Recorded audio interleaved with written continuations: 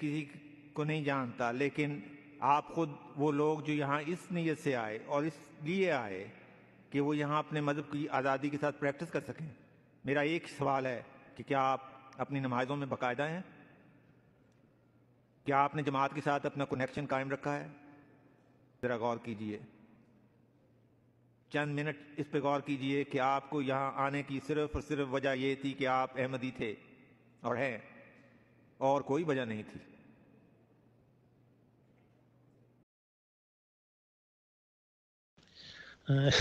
مشتاق صاحب آپ کی ویڈیو دیکھی ہے، بڑی ہی معصومانہ اور بھولے ہمارے جو ہیں فوری انکل، ان کی بات ساری سنی ہے۔ بس ایک چھوٹی سی معلومات پوچھنی تھی، اگر آپ کا کبھی ان سے رابطہ ہو تو ان سے پوچھیے گا کہ یہ جو آزادانہ نماز ہے یہ انڈیا میں نہیں ہو سکتی؟ تھائی لینڈ، بنگلہ دیش، چلے بنگلہ دیش میں تو تنگی ہوگی، India, Sri Lanka, Nepal, Bhutan, Thailand, Malaysia, Indonesia, یہاں پہ یہ نماز نہیں ہو سکتی؟ کوئی خاص مقامات ہیں، انگلینڈ، جرمنی، کینیڈا، امریکہ، یہاں کیا زیادہ نماز ہو جاتی ہے اور باقی جگہ پہ نہیں ہوتی؟ اب یا تو یہ بندہ مرزا غفور خود کوئی بہت ہی دنیا کا بڑا ایڈیٹ ترین انسان ہے کہ اس کو یہ پتہ نہیں ہے کہ جو پاکستان سے آ رہا ہے اور خاص طور سے روا اور ویسے سینٹروں میں سے اٹھ کے آ رہا ہے، اس کو وہاں پہ روٹی کے لالے ہیں اور وہ اپنی روٹی روزی کے لیے آ رہا ہے، کوئی جماعت کی تیل لگانے نہیں آ رہا۔ مارا جیسی ورو ویسے فرشتے۔ لیکن دکھ اور تکلیف والی بات یہ ہے کہ یہ مرزا پوری کہہ انہیں کو رہا ہے جو ملائیشیا، تھائی لینڈ اور ان ملکوں میں آ کے پھنسے ہوئے ہیں اور یو این او میں جنہوں نے کیس کیے ہوئے ہیں۔ میرا ایک دوست ہے، وہ میرا خیال پچھلے 17-18 سال، اب تو شاید وہ بیچارہ اس نے چھوڑ دی ہے، کوئی آس امید ختم کر دی ہے، لیکن یہ ہے کہ پچھلے 16-17 سال سے وہاں اپنے بیوی بچوں کے ساتھ، بہن بھائیوں کے ساتھ بیٹھا ہوا ہے اور اپنی بیچارہ زندگی جو اس کو عذاب میں اس نے ڈالا ہوا ہے، کیونکہ لوگوں کو لگ رہا تھا کہ وہاں پہنچیں گے آگے سے جماعت پک اپ کر لے گی، لیکن جماعت جو ہے اس کا طریقہ کار یہ ہے کہ وہ آپ سے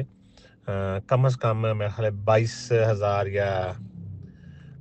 20-22,000 کینیڈین ڈالر مانگتی ہے اگر وہ آپ کو سپانسر کرتی ہے تو یہ ایک طریقہ کار ہے جس میں $12,000 جو ہے وہ تو آپ کو واپس مل جاتا ہے اور $6,000 وہ آپ کو بلیک میل کرتے ہیں کہ کسی دوسرے بندے کے لیے بھی دیں۔ ٹھیک ہے جی، یہ جو کمپنی ہے ان کی، وہ ہیومینٹی فرسٹ، وہ جو بندہ تھائی لینڈ میں آ کے پھنس گیا ہوا ہے، مرا ہوا ہے، پھنسا ہوا ہے، اس سے 18 سے 20,000 کینیڈین ڈالر چارج کرتے ہیں کہ اس کو وہ سپانسرشپ کروائیں گے وہاں سے، اور اس $18,000-20,000 میں سے $12,000 تو اس بندے کو سال کے اندر ریفنڈ ہو جاتے ہیں، 1,000 کر کے دے دیتے ہیں، لیکن $6,000 سے $8,000 جو ہے وہ اس کا وہ جماعت کھا پی جاتی ہے اپنے پھودو کھاتے میں۔ یہ حقیقی اسلام ہے اور یہ وہ ساری بات ہے۔ اور اس کے بعد ان بغیرتوں کی بدماشی دیکھیں کہ ان بیچاروں کو جو اپنے پیسے لگا کے، اپنی تکلیف کاٹ کے، پتہ نہیں کس طرح وہاں 8-8 10-10 سال گزارا کر کے یہاں پہنچے ہیں، ان کو آگے سے یہ بغیر تڑیاں بھی لگا رہا ہے کہ تم ہماری وجہ سے یہاں آئے ہو۔ اللہ خلانت ہے ہو جائے نہ دیتے۔ یہ باتیں بالکل درست ہیں، مور دین 100% جو کہ عتیق صاحب نے بتائی ہیں، یہ عتیق بھائی نے جو باتیں بتائی ہیں یہ مور دین 100%، اس میں کوئی رتی بھر شک نہیں۔ ذرا بھی میرے ساتھ وہاں ملائیشیا سے اور سری لنکا سے کچھ دوستوں نے رابطہ کیا اسی سلسلے میں کہ میں ان کی ضمانت دوں، ان کے لیے یہ روپے کا انتظام کروں یہاں سے، تو وہ یہاں آ کے آہستہ آہستہ مجھے ریٹرن کر دیں گے۔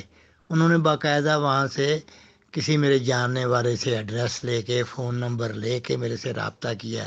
کہ آپ اگر ہماری مدد کر دیں تو ہم آپ سے وعدہ کرتے ہیں کہ یوں ہی ہم ذرا وہاں پہنچ کے اسٹیبل ہوں گے تو آپ کو آہستہ آہستہ آپ کی قسط وار آپ کی رقم لوٹا دیں گے۔ یہ بالکل عتیق بھائی کی باتیں مور دین 100% درست ہیں۔